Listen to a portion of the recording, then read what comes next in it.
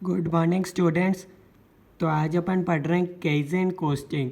ठीक है, तो ये बेसिकली पेज नंबर 3.16 पर है, chapter number 3 lean system and innovation के अंदर। तो जैसा कि अपन ने लास्ट क्लास में इससे पहले का कंप्लीट कर चुके हैं, आज अपन एक और नया टॉपिक शुरू कर रहे हैं जिसका नाम है केज़न कोस्टिंग। सबसे पहले तो मैं आपको बता दूं केज़न का मतलब क्या होता है। केज़न एक जापानीज़ वर्ड है जिसका इसका मतलब होता है कंटिन्यूस इम्प्रूवमेंट, यानी कि काइज़न कोस्टिंग को आप बोल सकते हो ऐसा कंटिन्यूस इम्प्रूवमेंट होता है। ठीक है, तो सबसे पहले मैं आपको बता दूं कि आखिर इसके अंदर होता क्या है। देखो, काइज़न कोस्टिंग एक कॉस्ट रिडक्शन सिस्टम है through small continuous and incremental improvements. ये जो वर्ड्स मैंने आप अंडरलाइन कर रखे हैं बुक्स में, वो आपको भी अंडरलाइन करने पड़ेंगे बुक्स में, ताकि आपको एमसीक्यू पर्पज़ से वो चीज़ आप एग्ज़ाम से 1 डे पहले आप रिवाइज कर सको। ठीक है, तो आखिर अब ये बोलता क्या है थ्योरी, इसमें आखिर इसका मतलब क्या है सबसे पहले ही अपन समझते हैं। यहाँ 2 वर्ड लिख रखे हैं, continuous improvement. Continuous improvement 2 terms में होता है, या तो कॉस्ट में या फिर क्वालिटी के सेंस में। अब इसका मैं अगर आपको प्रैक्टिकल एग्जांपल बताऊँ तो इसका एग्जांपल है एप्पल कंपनी। ठीक है, आईफोन आपने देखा होगा कि हर साल आपने नोटिस करा होगा, हर साल सितंबर मंथ में हर साल कंपनी नया आईफोन लॉन्च करती है फ़ोन। आखिर वो लॉन्च क्यों करती है? अभी आपने देखा होगा एप्पल कंपनी मार्केट में टॉप पोजीशन पर है, फिर भी कंपनी हर साल कुछ ना कुछ चेंज करती है। कंपनी इसलिए हर साल नया मॉडल लॉन्च करती है ताकि वो मार्केट से आउट नहीं हो जाए। यहाँ आपने बिल्कुल सही सुना, जैसा कि हमने नोकिया की केस स्टडी सुनी होगी। नोकिया मार्केट में एकदम टॉप लेवल पे था, पर उसने क्या करा, कुछ भी इस केज़न कोस्टिंग को नहीं पढ़ा था, इसलिए वो मार्केट से आउट हो गए। केज़न कोस्टिंग क्या बोलते हैं, आप का प्रोडक्ट चाहे कितना भी सक्सेसफुल बन जाए, आपको कंटिन्यूस इम्प्रूवमेंट करना ही पड़ेगा आपके ऑर्गेनाइजेशन में। ठीक है, चाहे आप थोड़ा सा करो, स्मॉल करो, कंटिन्यूस वे में होना चाहिए। And incremental improvements, 3 word important है। ठीक है, कंटिन्यूस आप एग्जांपल देख सकते हो, जैसे कि आईफोन कंपनी हर साल वो सितंबर मंथ में लॉन्च करती है आईफोन। अब क्यों करती है? आखिर वो मार्केट पे टॉप पोजीशन पर है, वो इसलिए करते हैं ताकि वो जो भी नया मार्केट में ट्रेंड्स आ रहा है वो इसको कॉम्पीट कर सके। ठीक है, ऐसे तो मार्केट से आउट हो जाएंगे अगर वो कुछ भी नया मॉडल नहीं लाएंगे। जो मार्केट में ट्रेंड्स चल रहे हैं अभी, जैसे एआई आ गया, तो आप देख सकते हैं आईफोन के अंदर ये फीचर है। ठीक है, तो उन्होंने क्या करा, ये एक एग्जांपल मैं आपको बता रहा हूँ केज़न कोस्टिंग को जो एक कंपनी ने फॉलो करा है। ठीक है, और मैंने वो भी एग्जांपल दे दिया। कंपनी अगर नहीं फॉलो करेगी तो आप देख सकते हो नोकिया की क्या हालत हो गई है। तो सबसे पहले आपको समझ में आ गया होगा कंटिन्यूस इम्प्रूवमेंट 2 टर्म्स में हो सकता है, या फिर कॉस्ट में भी हो सकता है या क्वालिटी में भी।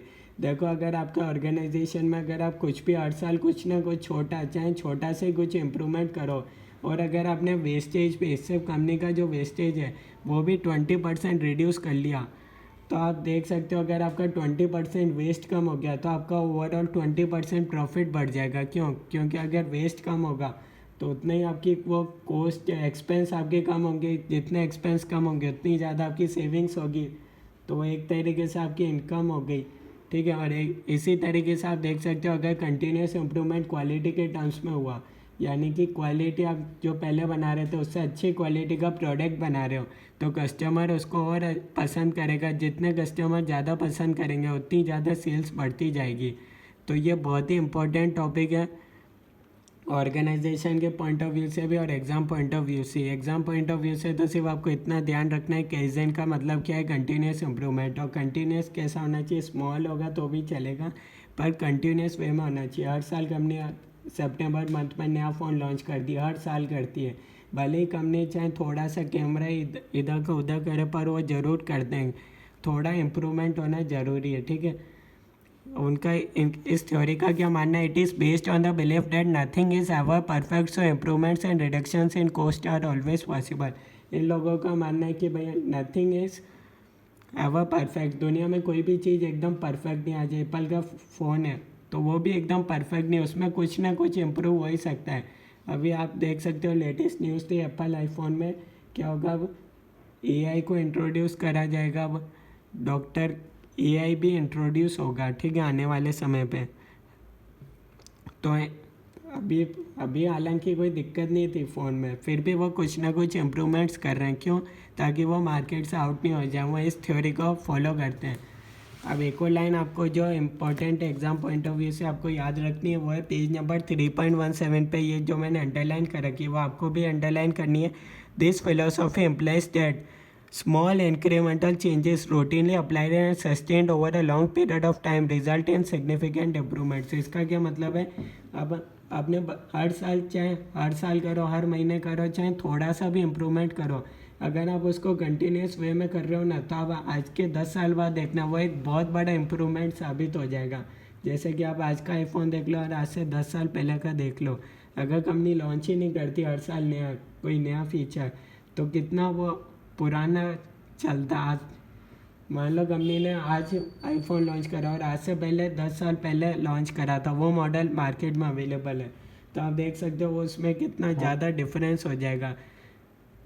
मतलब अगर हर साल कंपनी इंट्रोड्यूस कर रही है कोई नया फीचर, तो वो इसलिए ताकि वो मार्केट में बना रहे और वो उनका एक, अगर किसी भी कंपनी को लॉन्ग पीरियड ऑफ टाइम टिकना है तो ये काइज़ेन कोस्टिंग को फॉलो करना बहुत ज़रूरी है। तो इसका ये मतलब है चाहे आप छोटा सा इंक्रीमेंटल चेंजेस करो पर वो हर साल होना चाहिए, और उसका इम्पैक्ट आपको आज से 10 साल बाद आप देख सकते हो। जैसे कि या 10 साल पहले का आप कोई देख सकते हो, वो आपको पसंद ही नहीं आएगा। क्यों? क्योंकि कंटिन्यूस इम्प्रूवमेंट हो रहा है, ठीक है। अगर वो कंटिन्यूस इम्प्रूवमेंट नहीं करेंगे तो वो मार्केट से आउट हो जाएंगे, ठीक है। उसके बाद अपने पास नेक्स्ट टॉपिक आता है जो कि important exam point of view से, वो है पेज नंबर 3.18 पर है 5 फंडामेंटल काइज़ेन प्रिंसिपल्स। 5 प्रिंसिपल्स बता रखे। पहला है नो योर कस्टमर। इसका क्या मतलब है, देखो अगर कंटिन्यूस इम्प्रूवमेंट होगा तो उससे क्या होगा, कस्टमर वैल्यू भी होगा, ठीक है। Continuous improvement in terms of quality होगा। अगर कल मान लो जो कंपनी बना रही थी प्रोडक्ट, वो थोड़ा उसकी क्वालिटी पहले अच्छी नहीं थी, आज जो बना रहे हैं उसकी और क्वालिटी अच्छी है, ठीक है। तो उससे क्या होगा, कस्टमर वैल्यू बनेगा, ठीक है। कोई नया फीचर, कोई आप नया इम्प्रूवमेंट दोगे तो उससे अल्टीमेटली कस्टमर को बेनिफिट मिलेगा। और अगर आपके ऑर्गेनाइजेशन के अंदर ज़्यादा डिफेक्टिव पीस बन रहे थे, जैसे कि आप 100 प्रोडक्ट बनाते हो, उसमें से पहले 10 प्रोडक्ट ख़राब बन रहे थे, तो अब आप इसको कंटिन्यूस इम्प्रूवमेंट करोगे तो वो धीरे धीरे नंबर रिड्यूस होगा। तो उससे क्या होगा, कस्टमर को बेनिफिट मिलेगा, कस्टमर को नई चीज़ मिलेगा, क्वालिटी। अगर आपका कोई वेस्टेज कम होता है इससे काइज़ेन कोस्टिंग से, तो उससे आपका प्रॉफिट बढ़ेगा, ठीक है, क्वालिटी भी बढ़ेगा, ठीक है। सेकंड पॉइंट है लेट इट फ्लो। इसका क्या मतलब होता है, यानी from top level management to bottom level management. अगर कोई भी प्रोडक्ट सक्सेस होता है तो उसमें सारे लोगों का, एवरी वन लोगों का इन्वॉल्वमेंट होता है, ठीक है। ऐसा नहीं है कि अगर आपका प्रोडक्ट फेलियर हो गया तो आप बोलते हो बॉटम लेवल की वजह से ख़राब हुआ है, प्रोडक्ट सक्सेस हो गया तो सिर्फ टॉप लेवल, सारे जनों का कंट्रीब्यूशन था। इसका ये मतलब है। थर्ड पॉइंट है गो टू गेम्बा। गेम्बा का मतलब होता है प्लेस, यानी कि आपको अगर प्रोडक्ट को इम्प्रूव करना, आप कैसे इम्प्रूव करोगे, तो कैसे आप कॉस्ट कम करोगे, कैसे क्वालिटी अच्छी बनाओगे। क्वालिटी के टर्म्स में तो देख लो, कस्टमर से खुद जाके पर्सनल रिव्यू लो कि आखिर उनको क्या चीज़ नहीं चाहिए, क्या उनको ख़राब लग रही है आपके प्रोडक्ट के अंदर, तो आपका क्वालिटी इम्प्रूव हो सकता है। कॉस्ट में आप एम्प्लॉय से जाके पूछोगे कि कितना भी वेस्टेज हो रहा है, पर्सनली जाके चेक करो कितना वेस्टेज होता है, तो जाके आप इसको फॉलो कर सकोगे। अदरवाइज़ तो ये सिर्फ पेन पेपर पे ही रह जाएगा। फोर्थ है एम्पावर पीपल। एम्पावर पीपल का मतलब होता है सेट गोल्स फॉर टीम्स। आप पहले से ही अपने गोल्स को डिफाइन कर लो। जैसे कि आईफोन कंपनी में होता है कि वो हर साल सितंबर महीने में कुछ भी हो जाए, वो सितंबर महीने में नया फ़ोन लॉन्च करना ही है उनको। तो एक टीम को अपना टारगेट दे देते हैं कि इतना आपके पास डेडलाइन है, आप इतने टाइम पीरियड के अंदर कोई नया इंक्रीमेंटल चेंजेस करो। फिफ्थ पॉइंट है बी ट्रांसपेरेंट, यानी कि जो भी आपका परफॉर्मेंस है, इम्प्रूवमेंट है, वो विजिबल होना चाहिए। आपने देखा होगा जब भी एप्पल आईफोन कंपनी नया फ़ोन लॉन्च करती है तो वो बताते हैं कि पिछले मॉडल और इस मॉडल में क्या हमने चेंज करा है, कैमरा अच्छा था, क्या चीज़ अच्छी है, बैटरी ज़्यादा चलेगी, क्या उन्होंने कराई। तो जब बताओगे, जब रिज़ल्ट दिखेंगे तभी तो लोग ज़्यादा सेल्स होगी, ठीक है। उसके बाद अपने पास नेक्स्ट टॉपिक आ जाता है। तो अल्टीमेटली आप काइज़ेन कोस्टिंग को बोल सकते हो ये एक कॉस्ट रिडक्शन टेक्निक है, ठीक है। उसके बाद अपने पास नया टॉपिक आता है पेज नंबर 3.21 पर आता है 5S। ये है बेसिकली टेक्निक नंबर 3। इसमें 5S है अपने पास। आप ये देख सकते हो नाम सीरी, साइटॉन, सीजो, सिक्रेसू एंड सिजुके। ठीक है, तो सबसे पहले तो अपन इसका मीनिंग जान लेते हैं कि आखिर इसका मीनिंग क्या होता है।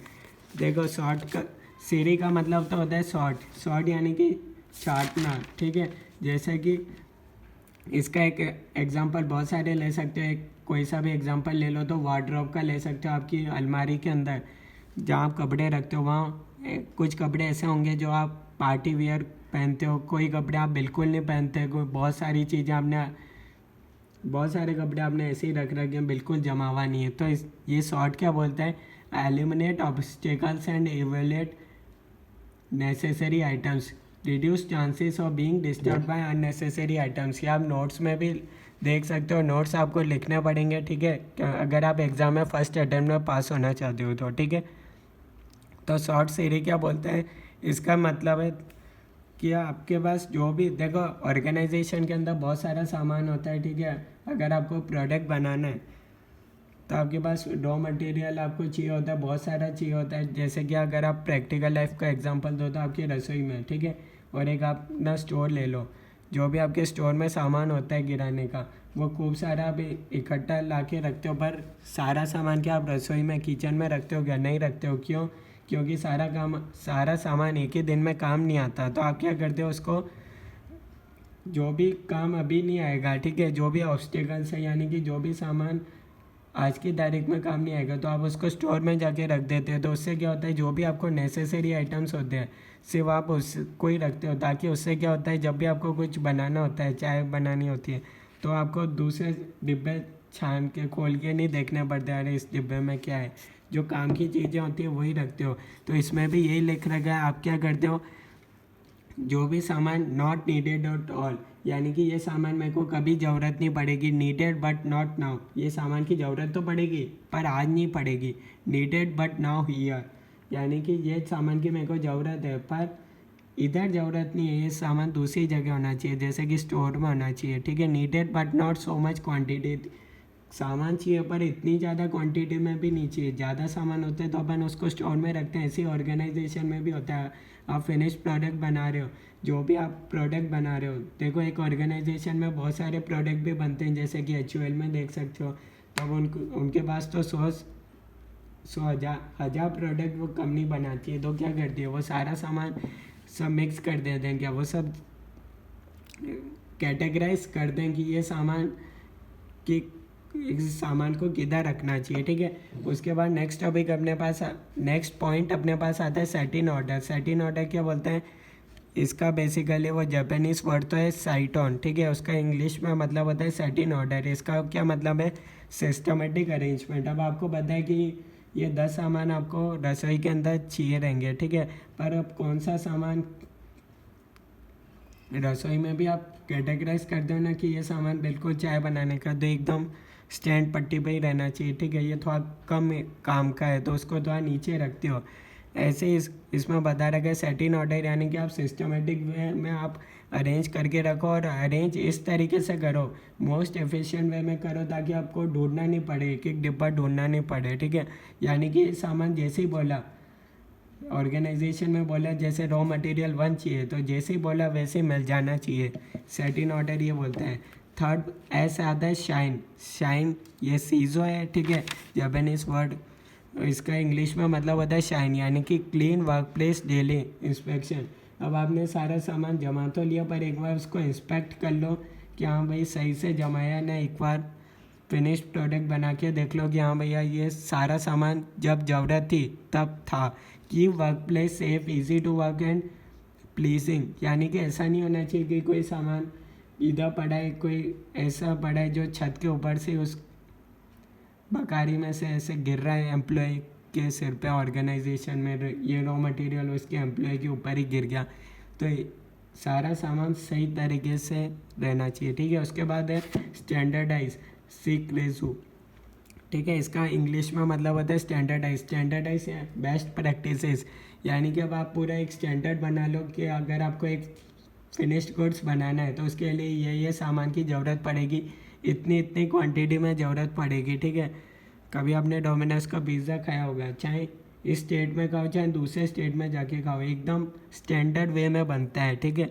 Maintain high standards and orderliness, every process must have standard. कोई भी आप फिनिश प्रोडक्ट बना रहे हो तो उसका स्टैंडर्ड होना चाहिए। ऐसा नहीं कि कोई कोई बिस्किट्स में आप देख सकते हो, कोई बिस्किट्स अच्छे बन गए, उसमें किसी में ज़्यादा शुगर हो गई, किसी में कम हो गई, तो आपका एक स्टैंडर्ड बनना चाहिए प्रोडक्ट बनाने का। 5th पॉइंट बोलते हैं सस्टेन, सीजुके, ठीक है। इसका इंग्लिश मीनिंग होता है सस्टेन, यानी कि डेली मॉनिटरिंग विदाउट टोल्ड।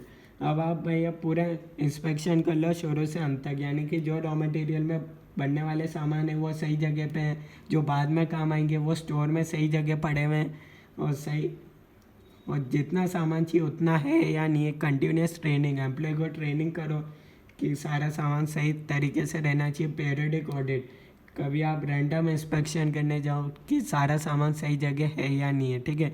क्योंकि अल्टीमेटली अगर आप कोई भी फिनिश प्रोडक्ट बना रहे हो तो उसके लिए जो भी आपका रॉ मटेरियल है वो बिल्कुल सही तरीके से होना चाहिए, स्टैंडर्ड ऑन वाइज होना चाहिए, ठीक है। तो ये बेसिकली अपने पास टेक्निक नंबर 3 ख़त्म होती है, ठीक है। अगर आप इसको बुक से पढ़ना चाहो तो पढ़ सकते हो, कोई दिक्कत नहीं है। नोट्स में से पढ़ना चाहो तो भी पढ़ लोगे, ओके। उसके बाद नेक्स्ट टॉपिक अपने पास आता है पेज नंबर 3.25 पर आता है interlinking of 5S and underlying benefits, यानी कि इसका बेनिफिट्स क्या मिलेगा। सबसे अच्छा तो सबसे पहले क्या होगा, हाई अवेलेबिलिटी रेट, जैसे आपको जो सामान की ज़रूरत होगी वो आपको मिल जाएगा, ठीक है। हायर प्रोडक्टिविटी, उससे आपकी स्पीड बढ़ेगी, ढूंढने में टाइम वेस्ट नहीं होगा। इम्प्रूव सेफ्टी, ऐसा नहीं कि कोई सामान ऊपर बढ़ा था वो उसके सिर के ऊपर ही गिर गया, ठीक है। इम्प्रूव सेफ्टी रहेगा। रीच एंड रिलायबिलिटी, ठीक है, आपको पता रहेगा ये ये सामान की ज़रूरत है तो ये सामान कितना पड़ा है, कौन से स्टोर में पड़ा है, ठीक है। उससे क्या होगा, लो कॉस्ट, जितना सामान चाहिए आप उतना ही मंगवाओगे तो सामान ख़राब होने का डर नहीं रहेगा, लो कॉस्ट रहेगा। तो हाई क्वालिटी लास्ट पॉइंट है, और ये सारी चीज़ें होगी तो आप हाई क्वालिटी प्रोडक्ट बना पाओगे, ठीक है। अब उसके बाद आ जाते हैं अपन एक पेज नंबर 3.26 पर आ जाते हैं। एक पॉइंट है जो काम का है, MCQ पर्पज से। इसमें बता रखा है plan and do are enablers for continual improvement while check and action are results, यानी कि देखो ये कॉमन सेंस का है। चेक एंड एक्शन क्या होता है, चेक कर रहे हो तो वो एक रिजल्ट है, जो आपने पहले प्रोसेस फॉलो करा है वो सही करा है या नहीं करा है। एक्शन जो आउटपुट आया वो आप चेक कर रहे हो तो उसको बोलते हैं रिजल्ट्स। और प्लान एंड डू, प्लान सोच रहे हो, डू कर रहे हो तो उसको बोलते हैं इनेबलर्स। ये सिर्फ MCQ पर्पज से काम का, इसको सेकेंड लाइन अंडरलाइन कर सकते हो। उसके बाद आ जाता अपन नेक्स्ट पॉइंट पर आ जाते हैं, जो है कि टोटल प्रोडक्टिव मेंटेनेंस। ये टेक्निक नंबर 4 है जिसका नाम है टोटल प्रोडक्टिव मेंटेनेंस। इसका क्या मतलब होता है, देखो टोटल प्रोडक्टिव मेंटेनेंस ये बोलता है कि अगर आपकी मशीन आज सही चल रही है तो भी एक बार उसका रिपेयर एंड मेंटेनेंस करा लो, क्योंकि हो सकता है जब आपका कस्टमर से ऑर्डर आया हो और तब आप एकदम प्रोडक्ट बना रहे हो सकता है वो एकदम मशीन रुक जाए और आप प्रोडक्ट टाइम पर डिलीवर नहीं कर पाओ, ठीक है। क्योंकि कई सारे प्रोडक्ट ऐसे होते हैं जो बिल्कुल कस्टमर को टाइम पर डिलीवर होने चाहिए, ठीक है। तो टोटल प्रोडक्टिव मेंटेनेंस ये बोल रहा है कि आप अपने मशीन का मेंटेनेंस करके रखो ताकि कभी जब प्रोडक्शन हो तब कोई भी ब्रेकडाउन्स नहीं होना चाहिए। No breakdowns, no small stops, ऐसा नहीं है कि अब मशीन में बार बार रुक रही है। नो डिफेक्ट्स, ऐसा नहीं होना चाहिए कि मशीन तो चल रही है पर डिफेक्टिव हो रहा है, ठीक है। यानी कि प्रिंटर के केस में देख सकते हो, जैसे कि फ़ोटोकॉपी के शॉप में होता है ज़्यादातर ये डिफेक्ट। आप पेज प्रिंट करने जा रहे हो पर वो सही से प्रिंट नहीं हुआ, बीच में वो वाइट आ गया, ठीक है। स्पेशली ये जब होता है जब प्रिंटर में इंक कम होती है, तो ऐसा भी सब आप मेंटेन करके रखो।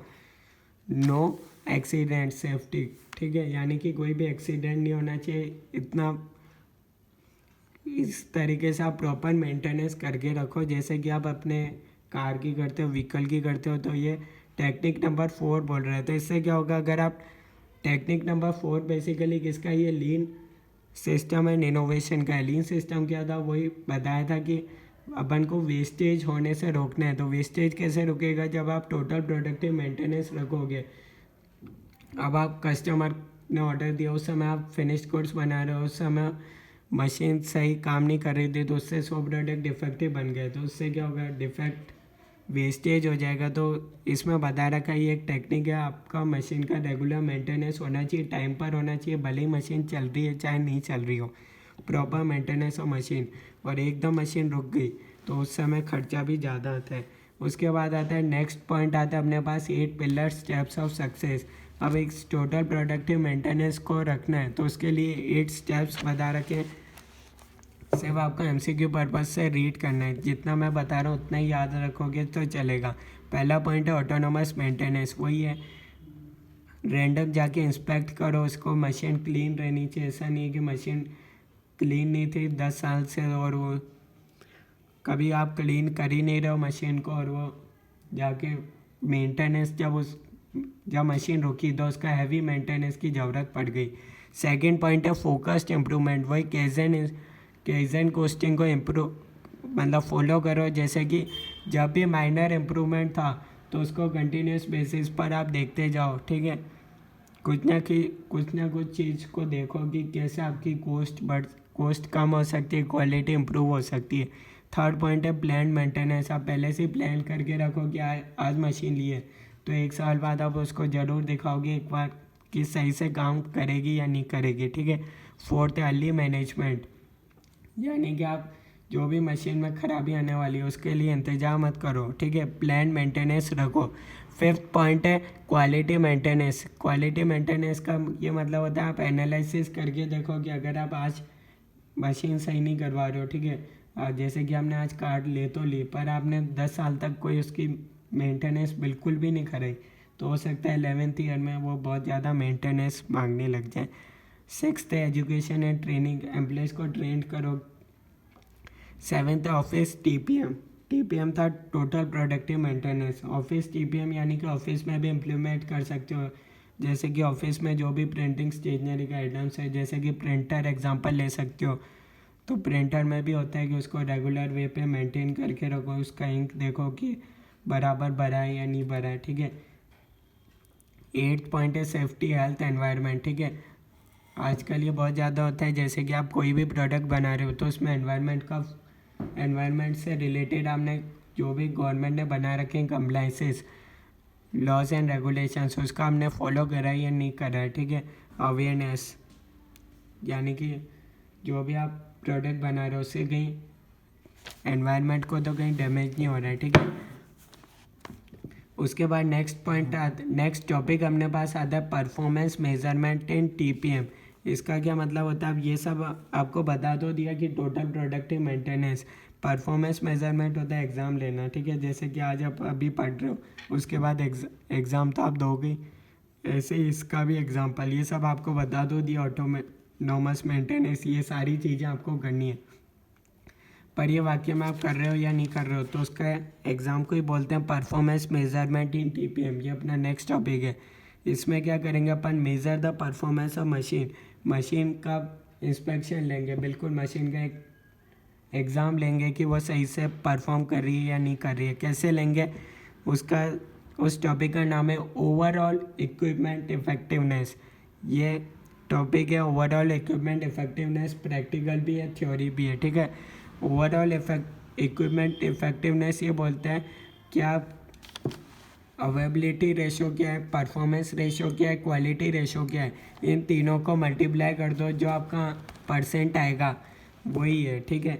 जैसे कि मान लो इसका भी एग्जांपल ले लेते हैं अवेलेबिलिटी रेशो। जैसे कि आप गए पेजेस प्रिंट कराने, आपको कुछ पेजेस पढ़ाई के प्रिंट कराने थे तो आप गए प्रिंटिंग के लिए, ठीक है, शॉप पे गए, वहाँ आपने पूछा कि क्या ये अभी प्रिंटिंग हो सकती है क्या, तो आप 10 बार गए, ठीक है, ऐसे आज तक आप 10 बार गए, उसमें से आपको बोल दिया था 7 बार तो बोला हाँ हो जाएगा, 3 बार बोला नहीं अभी फ्री नहीं है मशीन, बाद में होगा, आधे घंटे बाद आपका काम होगा प्रिंटिंग का।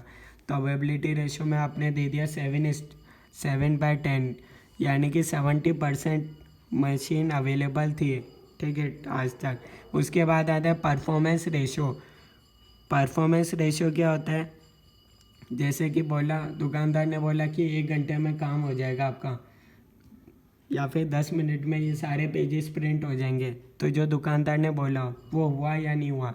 जैसे कि अगर आपने 100 पेजेस दिए थे तो दुकानदार ने बोला 96 पेजेस हो गए, 4 पेजेस अभी बाकी है, तो आपने उसको अवार्ड कर दिया 96%, उसका परफॉर्मेंस रेशियो है। उसके बाद आता है क्वालिटी रेशो। क्वालिटी रेशो क्या होता है, यानी कि अगर आपने 100 पेजेस प्रिंट कराने को दिए थे तो उसमें 70 पेजेस से गुड निकले और 30 पेजेस में ऐसे बीच में थोड़ा सा मिस्टेक थी, थोड़ा डिफेक्ट था, जैसे बीच में वाइट लाइन आ गई, ऐसा था, तो आपने उसको परसेंट में निकाल दिया 70%, यानी कि 100 पेजेस दिए थे उसमें से 70 पेजेस सही निकले, तो ये हो गया क्वालिटी कितना है 70%।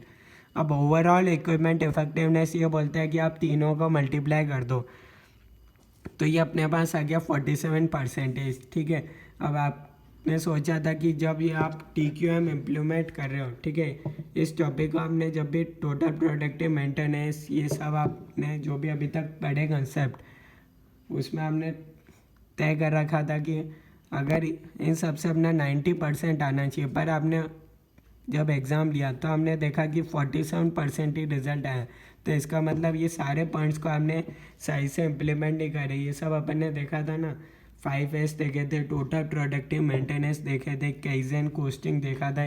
इसका मतलब ये अभी तक आपने जो भी कंसेप्ट को आपने सही से इम्प्लीमेंट नहीं करे, ठीक है। तो ये बेसिकली एक ओवरऑल इक्विपमेंट इफेक्टिवनेस ये बताता है कि जो आपने सोचा था वो आप अचीव कर पाए हो या नहीं कर पाए हो, ठीक है। जैसे कि इधर है 47% ही रिजल्ट आया, आप चाहते थे कि हमारा 90% आना चाहिए था, तो ये अब अपन आ जाते हैं प्रैक्टिकल पोर्शन पर, ठीक है। प्रैक्टिकल पोर्शन में इसके फॉर्मूले दे रखे हैं अवेबिलिटी रेशो के। अवेबिलिटी रेशो का फॉर्मूला होता है operating time divided by plan production time into 100, ठीक है। ऑपरेटिंग टाइम होता है plan production time minus unplan downtime, ठीक है। ये जैसा मैं बोल रहा हूँ वैसा आपको लिखना पड़ेगा, क्योंकि अब मैं आपको प्रैक्टिकल बता रहा हूँ। परफॉर्मेंस रेशो क्या होता है, स्टैंडर्ड प्राइस पर यूनिट, एक यूनिट बनाने की कितनी स्टैंडर्ड प्राइस है इंटू एक्चुअल प्रोडक्शन कितना हुआ डिवाइडेड बाय ऑपरेटिंग टाइम, ये वाले इंटू 100। क्वालिटी रेशो क्या होता है, good units divided by total units into 100। इन सभी को फार्मूला में लिख रखा है, तो आपको फार्मूले याद रखने पड़ेंगे, ठीक है। अब इसको अगर आप और अच्छे से समझना चाहो क्या होता है ऑपरेटिंग टाइम, क्या होता है प्लान प्रोडक्शन टाइम, तो मैं आपको एक एग्जांपल के बेसिस पर समझा देता हूँ। जैसे कि आपके पास पूरे दिन में 24 आवर्स, आपको पता है कि टोटल आपके पास अवेलेबल आवर 16 आवर्स ही रहेंगे, क्योंकि आपको पता है 8 आवर्स आपको सोने में चाहिए, ठीक है, बाथरूम उसमें चाहिए, तो ये आपको पता है कि 8 आवर्स आपके कुछ भी कर लो वो आप उसको यूटिलाइज कर ही नहीं सकते। तो टोटल आपके पास आवर्स अवेलेबल है 16 आवर्स, ठीक है। अब उसमें से आपका प्लान है कि लंच तो करोगे, ठीक है। आपका प्लान डाउन टाइम पता है कि आप ऑफिस जाओगे तो लंच तो करोगे 2 घंटे, ठीक है। तो आपके पास प्लान प्रोडक्शन टाइम, इसको स्टडी टाइम बोल सकते हो, प्रोडक्शन टाइम बोल सकते हो, ये अपने पास आ गया 14 आवर्स। अब इसमें से आपके मान लो कुछ आपने अनप्लान करा गया था, सडनली किसी का अर्जेंट फ़ोन आ गया, व्हाट्सएप आ गया, आपको अर्जेंट बात करनी पड़ गई, उसमें आपका 1.5 आवर्स लॉस्ट हो गया, ठीक है। पहले पता नहीं था कि फ़ोन आने वाला है, बाद में आया, अचानक आया, तो ये अनप्लान था, अनप्लान डाउन टाइम, ठीक है। तो इस प्लान प्रोडक्शन टाइम में से अनप्लान डाउन टाइम को माइनस कर दोगे तो आपके पास आ जाएगा ऑपरेटिंग टाइम, ठीक है।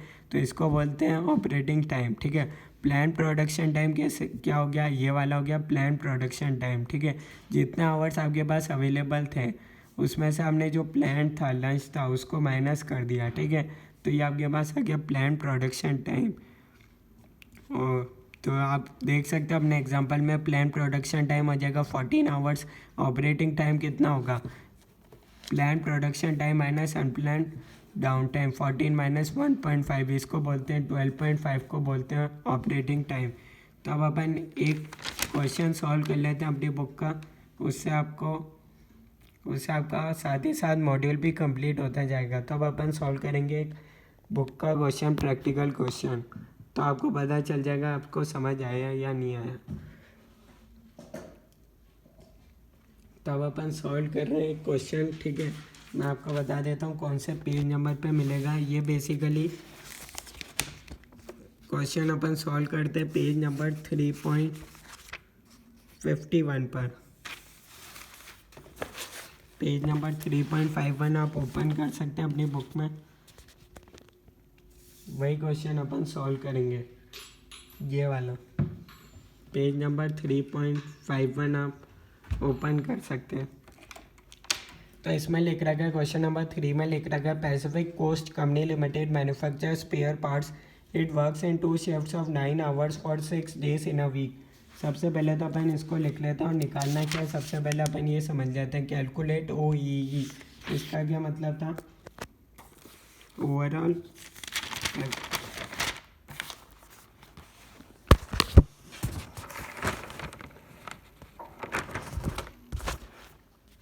तो अपन रिज्यूम करते हैं वापस इस वीडियो को। अपन को निकालना था OEE, ओवरऑल इक्विपमेंट इफेक्टिवनेस, ये आपको निकालना है। ये मैंने आपको बताया था कैलकुलेट OEE। तो इसको निकालते कैसे, आइए प्रैक्टिकल क्वेश्चन को सॉल्व करके देखते हैं। इसमें लिख रखा है, it works in 2 shift of 9 hours for 6 days in a week. Lunch break है 30 मिनट्स का, अदर मिसलेनियस ब्रेक्स है 15 मिनट्स का। तो following details are collected for the last 4 weeks. 4 weeks का आपको डेटा दे रखा है। Hours for plan preventive maintenance, plan है ये, ठीक है, आपको दे रखा है 15 मिनट्स है। ब्रेक डाउन मेंटेनेंस है 6 आवर्स टोटल।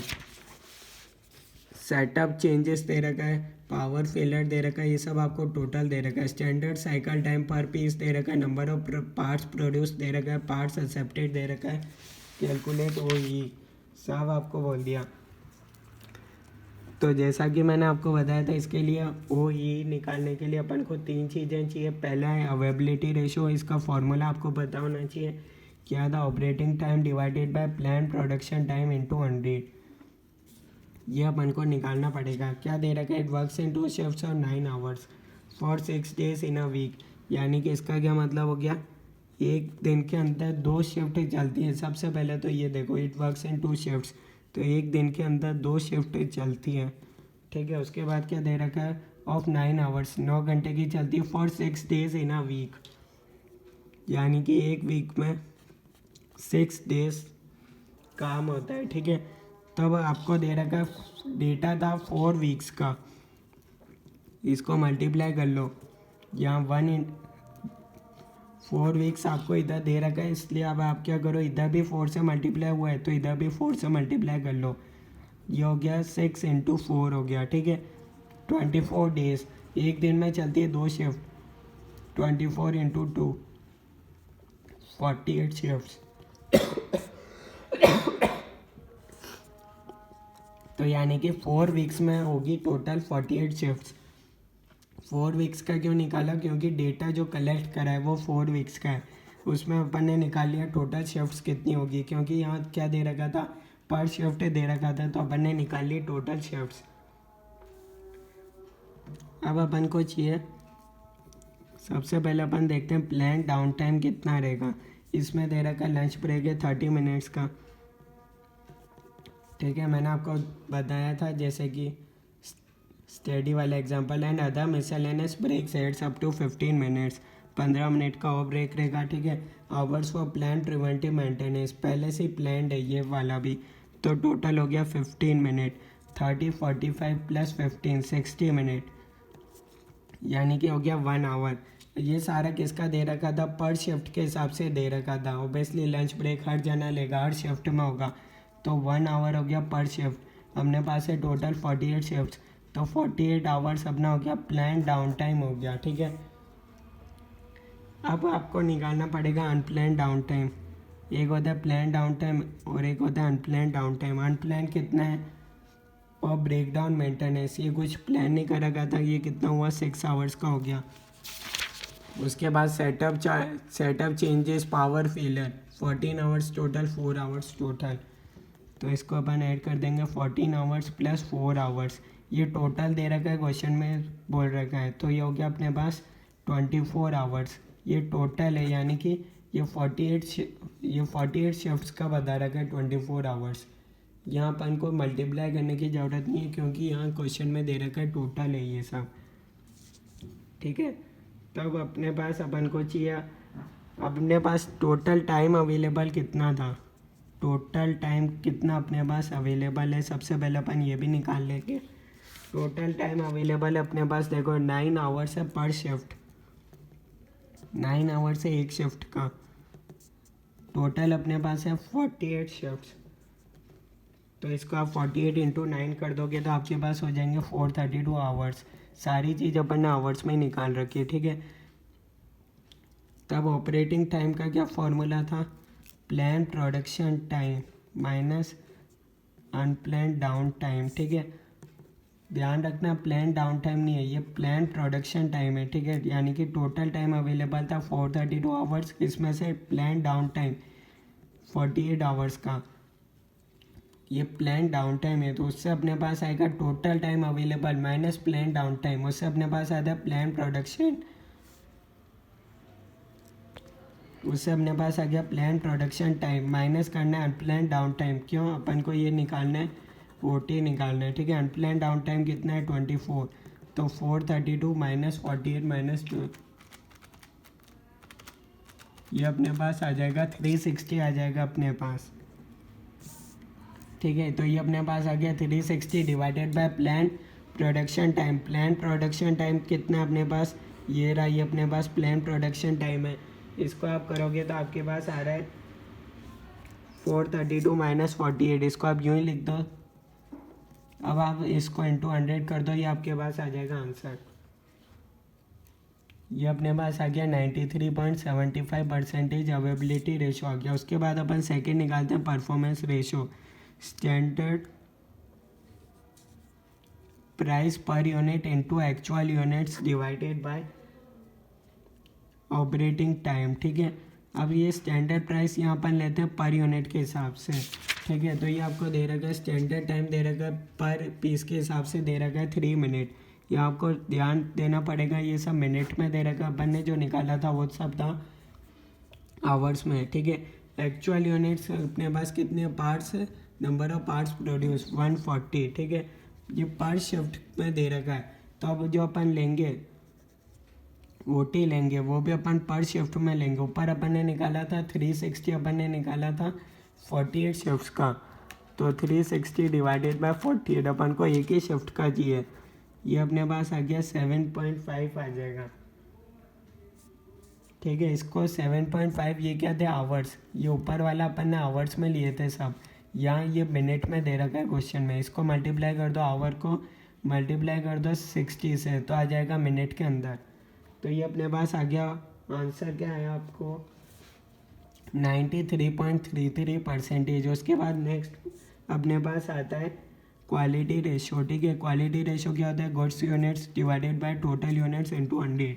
ये आपको ऑब्वियसली दे रखा है कितने पार्ट्स एक्सेप्ट करें, 131 डिवाइडेड बाय 140 इंटू 100, ये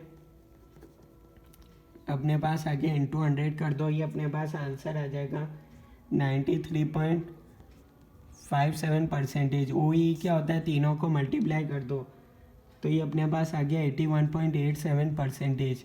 क्या करना है, 93.75 इंटू मल्टीप्लाई कर दो 93.33%, फिर जो आया उसको मल्टीप्लाई कर दो 93.57% से, ये अपने पास, ये मेरे पास आंसर आ रहा है 81.87%। तो ये अपना क्वेश्चन नंबर 3 कंप्लीट होता है। कोई डाउट है तो आप कमेंट्स में बता सकते हो, जो चीज़ समझ में नहीं आए वो आप बता सकते हो कमेंट्स के अंदर।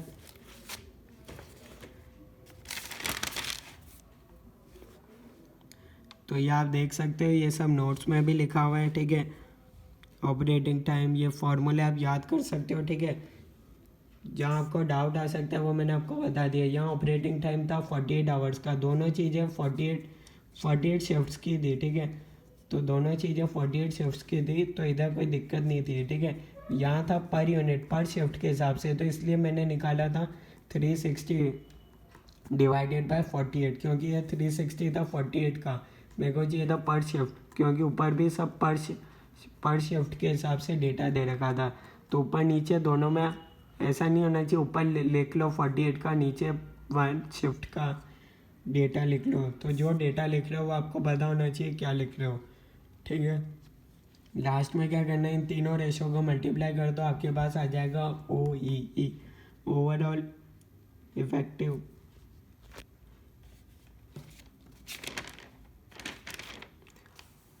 ओवरऑल इक्विपमेंट इफेक्टिवनेस, ये अपने पास आंसर आ गया।